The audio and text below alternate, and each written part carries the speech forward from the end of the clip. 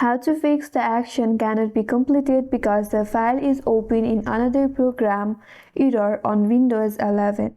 Hi everyone, this is Kate and welcome back to another video, and in today's video we will try to fix how we can fix an error that you may see when you are trying to delete a file or a folder, but it says it cannot be completed because it is already open in another program in your Windows.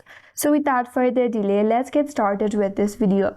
For that, click on the search icon in your Windows 11 and in the search bar, search for run. After you open up your run prompt, here in the search bar, type in erasmon.exe. Then click on OK. That's going to open up Resource Monitor in your device. Once you see this kind of interface, head towards the CPU tab at the top of this box.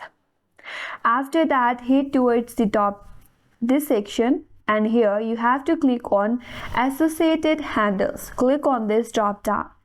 If you're not able to find the folder right here in the search bar that says search handles, you have to search for that folder that you want to delete. After you search for it, you will see the folder right on this interface. Navigate to a specific folder, right click on it, and from there click on End Process.